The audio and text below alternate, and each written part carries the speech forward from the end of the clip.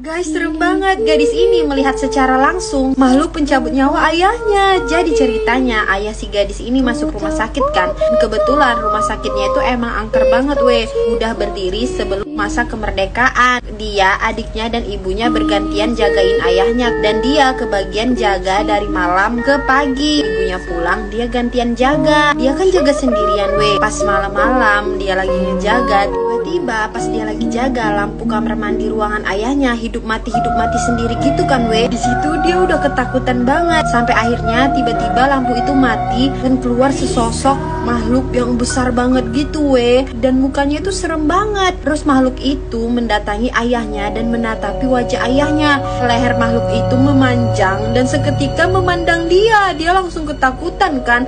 Dia langsung terbangun weh, karena ternyata dia cuma mimpi. Dia langsung memeluk ayahnya dan dia ke pangkuan ayahnya. Untungnya ayahnya itu baik-baik aja weh. Guys, serem banget. Dua cowok ini ngelewati kampung yang ternyata isinya itu kuyang semua. Jadi ceritanya cowok ini kerja di Jakarta kan. Dia harus pergi ke kantor cabangnya yang ada di sebuah desa. Sebelum memasuki desa yang dia tuju, dia ngelewati desa yang aneh banget weh, dimana desa itu rumahnya berjarak gitu dan penghuninya itu perempuan semua. Perempuan yang ada di sana memakai selendang hitam di lehernya. Karena si abang ojol ini ngantuk, akhirnya mereka memutuskan untuk singgah di warung kopi dan pelayannya itu bener-bener cantik weh. Tapi si cowok ini fokus ke bekas luka yang ada di lehernya. Pas mereka lagi nunggu makanan, tiba-tiba dia dapat chat dari salah satu karyawannya kan, dan bilang hati-hati karena di jalan menuju ke desa mereka itu ada salah satu desa yang benar-benar angker, banyak korban yang telah berjatuhan. Si bapak ini langsung ketakutan dan ngajak si abang ojol pergi. Setelah mereka pergi, bener dong weh, si mbak ini auto berubah jadi kuyang. Dia marah karena ditinggal weh. Dan part 2, guys, jahat banget karena dia nggak mau dipegang-pegang. Akhirnya bosnya ini mengancam bakalan memecat dia weh. Jadi ceritanya dia itu karyawan baru kan. Pas lagi rapat gitu, tiba-tiba bosnya itu memegang paha dia, langsung nampar bosnya. Di situ bosnya nggak terima dan malu kan. Keesokan harinya bosnya ini malah memutarbalikkan fakta. Bahkan pernah weh, saat di lift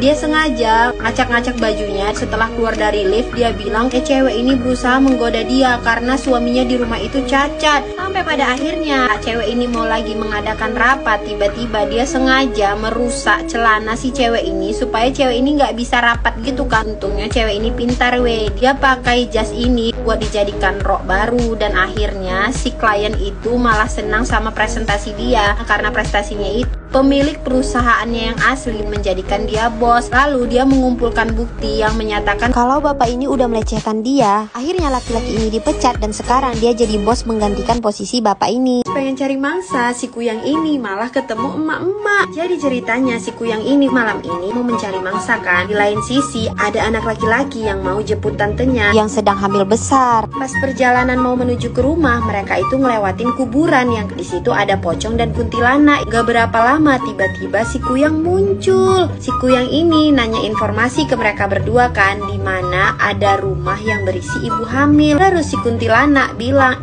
tadi ada ibu hamil loh yang lagi lewat, baru aja naik motor, diboncengin bocah. Kalau kamu nggak percaya, coba deh kejar aja. Pas ketemu si kuyang ini seneng dong karena dia ngelihat perut ibu itu besar. Tapi ternyata weh, perut ibu ini besar bukan karena hamil, tapi karena emang dia itu gendut. Nah si ibu ini merasa dilecehkan weh. Dia nganggap si kuyang ini body shaming kan karena bilang perutnya besar. Dia itu kan gak hamil, emang perutnya aja yang besar. Kesel di body shamingin sama si kuyang. Akhirnya dia ngamuk dan mau jadiin si kuyang ini sate jeroan.